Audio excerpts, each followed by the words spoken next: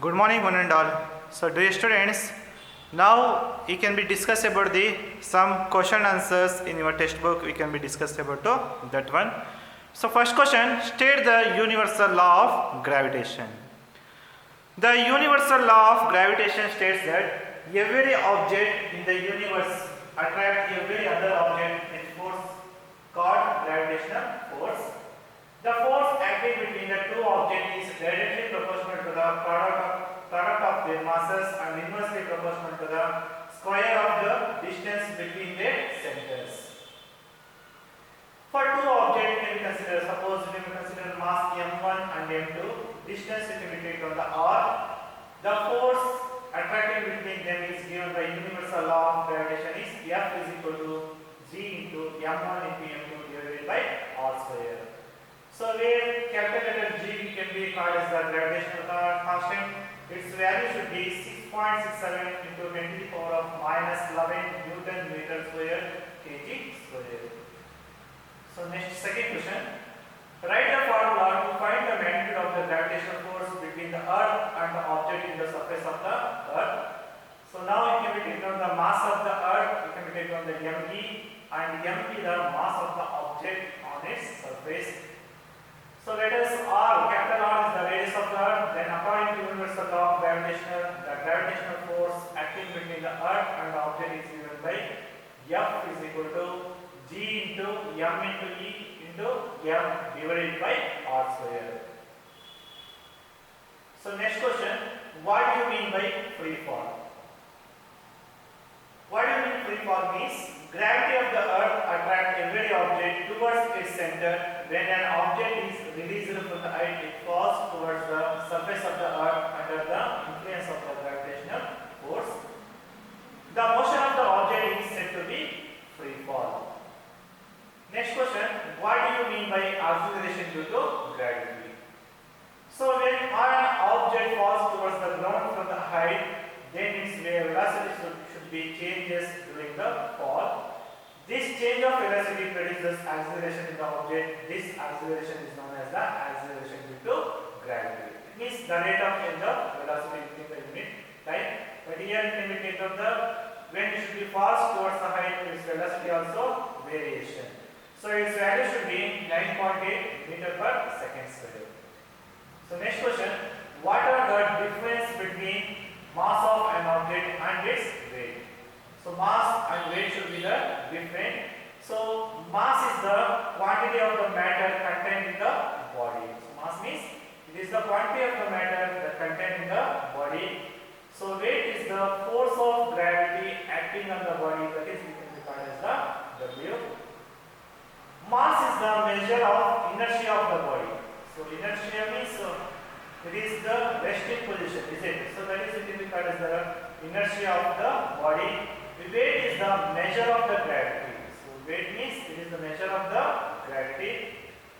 Mass is constant quantity. Whether it should be go to any places, it should be the constant. So weight is not constant quantity, it is different in different places. Mass is only the magnitude, weight is the both magnitude as well as the direction also. SI unit of the mass we can write on the kg, weight we can write on the Newton or N.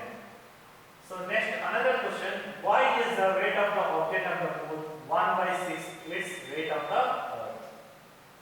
So if you consider the capital letter M E is the mass of the earth, small m is the object of the surface of the earth, lead, or E is the radius of the earth. According to universal law of gravitation, WE is equal to G into M into E.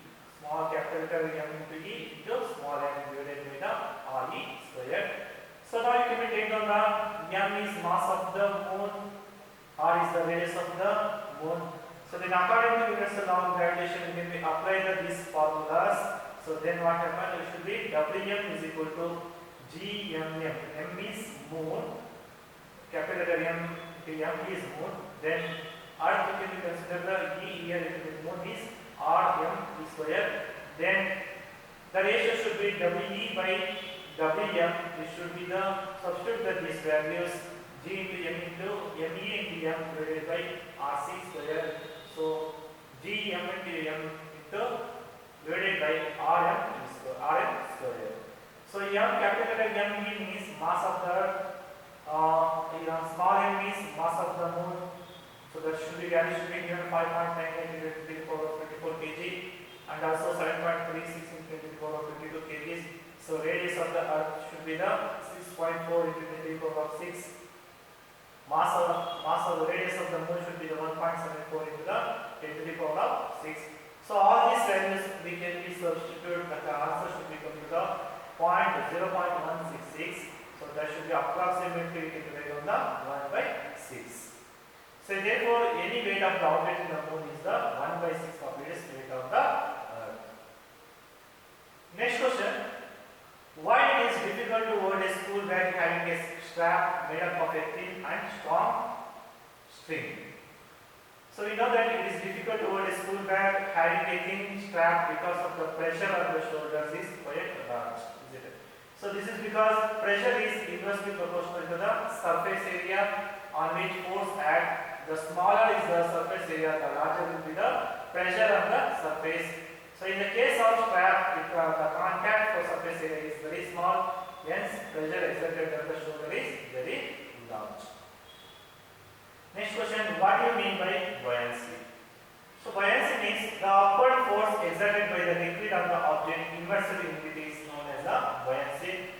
So when you try to immerse any object in the water, maybe plastic or wooden, so then you feel the upward force exerted on the object, which increases as you push the object deeper into the water.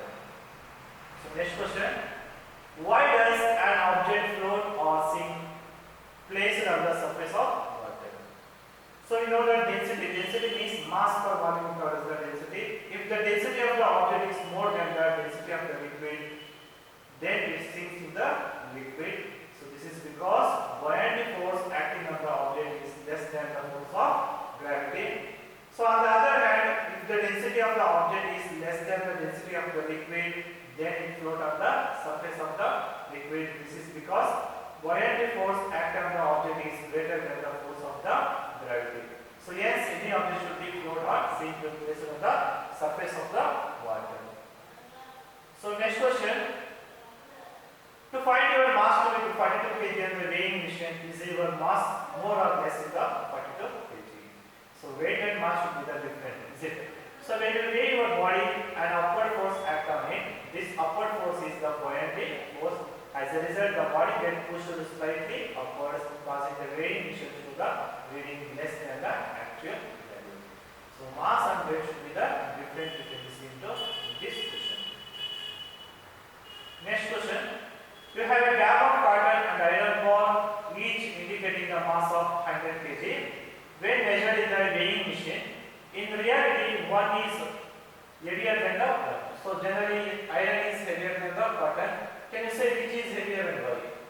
The bag of cotton is heavier than the iron. So if you compare the masses, it should iron should be very heavy, but in the weighing, it should be cotton is heavier than the iron bar. So this is because surface area of the cotton bag is larger than the iron bar. The surface area of the iron bar should be very less compared to the cotton bag. So yes, more buoyant force act on the bag than that of the iron bar. So this makes the cotton bag lighter than the actual value. For this reason, the iron bar and bag of the cotton show the same mass on the weighing machine, but actually the mass of the cotton bag is more than the iron bar. So next question, how does the force of gravitation between two objects change when distance between them reduces off? So in case of the distance between the object is reduced off, what happens? According to universal law of gravitation, the gravitational force acting between two objects is inversely proportional to the square of the distance between them. F proportional to the 1 by r square. So if the distance r becomes, you can write on the, in case of the r, you can write on the r by 2, it should become a 4 by r square. Hence, if the distance is reduced to off, then the gravitational force becomes to the lesser than the previous value. So next, second question. Gravitational force acting on all the objects proportional to their masses. Why then heavy object does not fall faster than a light object? So this is one of the interesting question here. So gravitational force act on all the object in proportion to their masses, but heavy object does not fall faster than a light object. All objects fall on the ground with a constant acceleration called acceleration due to gravity. It is constant and does not depend upon the mass of the object, hence heavy object do not fall faster than the light objects. So next question, what is the magnitude of the gravitational force between the earth and 1 kg of its surface? So they already given to the mass of the earth is 16 to the power of 24 kg and radius should be the 6.4 to the power of 6 meter. So you can apply the universal law of gravitation here. F is equal to G into M into M divided by the R square. M value should be the 600 to the power of 24. So mass we can take on the 1 kg. G gravitational earth constant 6.7 into the power of minus 11 Newton meter square kg square. So then radius of the earth they are already given 6.4 into the power of 6. So apply these values into this formula. F is equal to G into M into M divided by R square. Substitute the value should be the F should be the 9.8 Newton. Next question. The earth and the moon are attracted to each other by gravitational force. Does the earth attract moon with a force that is greater or smaller or the same as the force which is the moon attract the earth by? So according to universal law of gravitation, two objects attract each other with equal forces.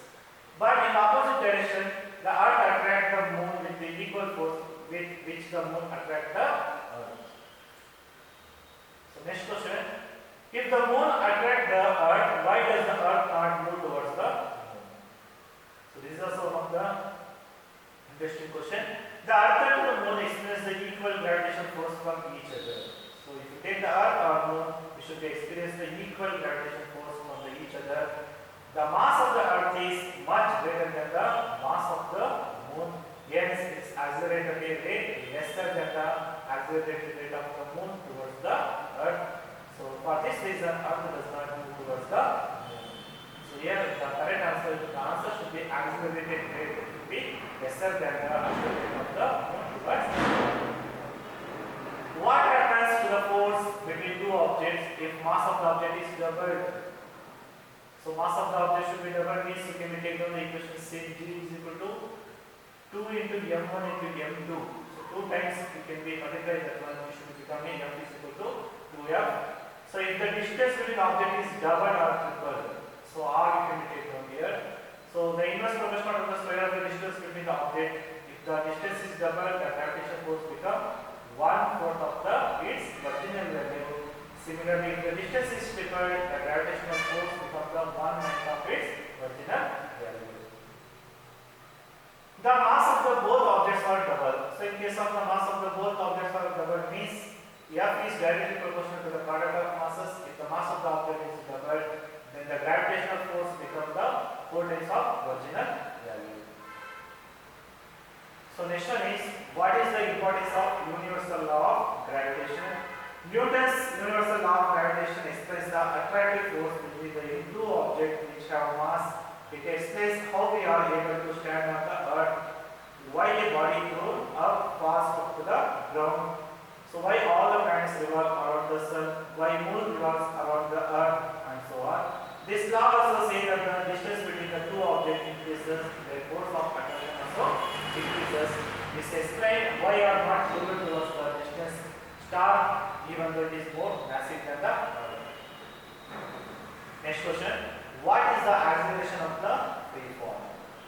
So when an object falls towards the earth under the effect of the gravitational force alone, they are said to be free fall. Acceleration of the free fall is divided on the 9.8 meter per second square, which constant for all the objects irrespective of their masses.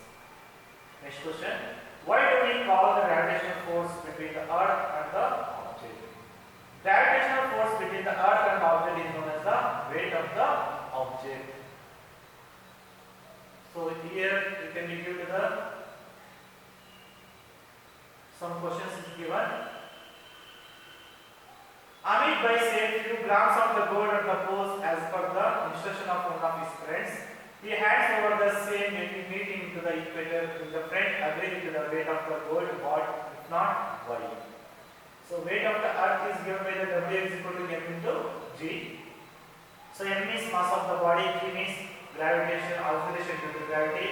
So the value of the G greater at poles than the equator, therefore gold at the equator less than the poles, hence Amit will not agree to weight of the gold. What? Next question.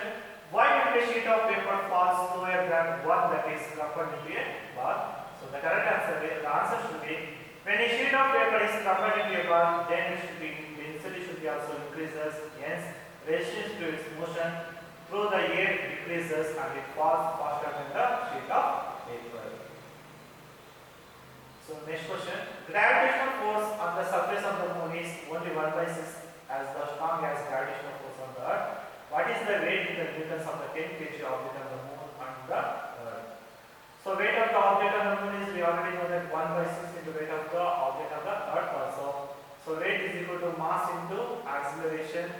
So mass of the earth, 10 kg of the earth is 10 into 9.8 means 98 Newton. 1/6 into 98 is equal to 16.3 Newton.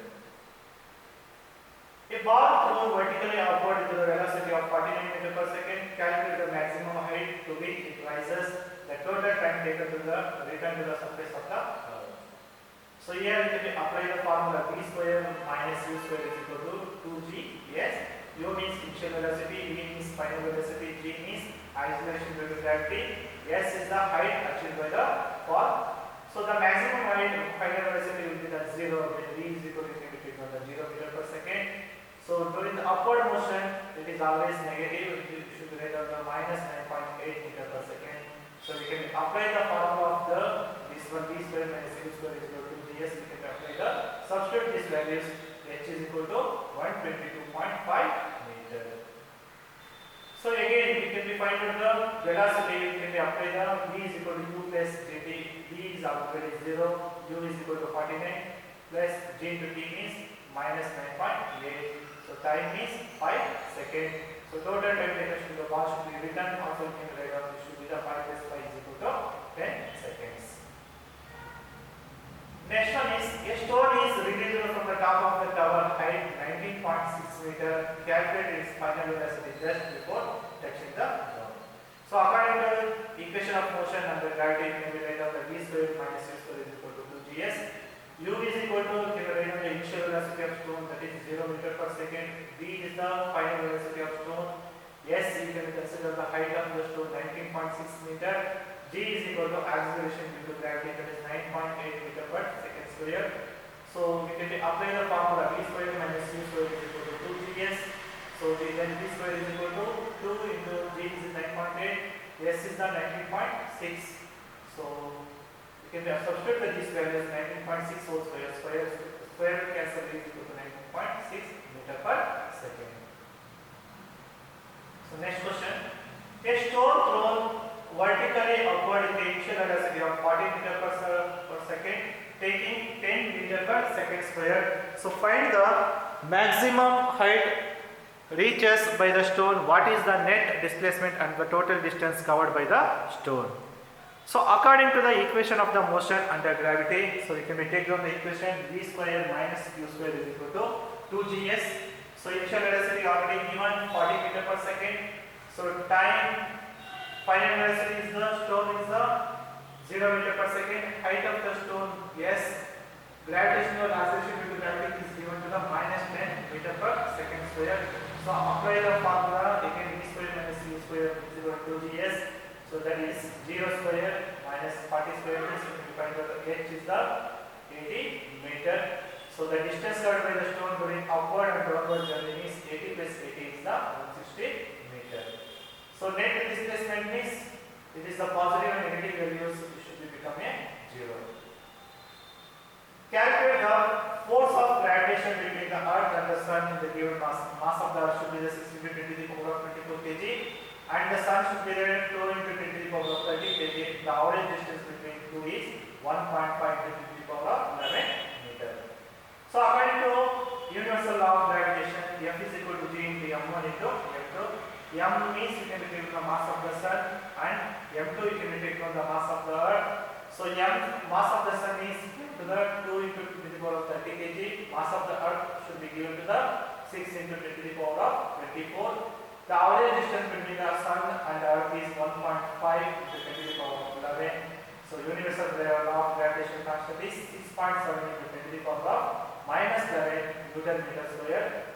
So then we can be substitute that these values in the F into G into M1 into M2 divided by R square. The answer should be the 3.57 into 10 to the power of 22 Newton. So next question. A stone is allowed to fall from the top of the tower 100 meter height, and at the same time another stone is projected vertically upwards from the ground with the velocity is 25 meter per second. At the same time we can be stones should be projected vertically upwards. Let two stones we can meet after the time t. So then when the stone is dropped from the tower, initial velocity should be the u is equal to 0. Let the displacement of the stone in the time t you can take on the second s. Acceleration due to gravity is g is equal to 9.8 meter per second square. So then equation of the motion s is equal to ud plus half at square. Substitute that these values s is equal to 4.9 t square. That is the equation number 1. So when the stone should be thrown upwards, the initial velocity u is equal to 25 meter per second. The displacement of the stone from the ground in time t will be the seconds. So acceleration due to gravity g is equal to minus 9.8 meter per second, because it should be the negative value we can take down. So then substitute these values, s is equal to ut plus half at square. So f dash is equal to initial velocity 25 into t minus 1 by 2 into 9.8 into t square. Give rise to s dash is equal to 25t minus 4.9t square. So now apply the equation number 1 and 2. S is equal to 4.9t square. We can be applied to here. So both we can be added to that one. S dash and s. Then t we can be find out the 100 by 25 means 4 seconds. So last question. A ball thrown upward returns after the 6 seconds. Find their velocity which is thrown up. So time of ascent is equal to the time of the descent. The ball takes the total 6 seconds for the upward and downward, means it takes the 3 times second to the attain to the maximum height. So here final velocity should be taken to the v is equal to 0 meter per second. Acceleration due to gravity can be taken to the minus 9.8 meter per second.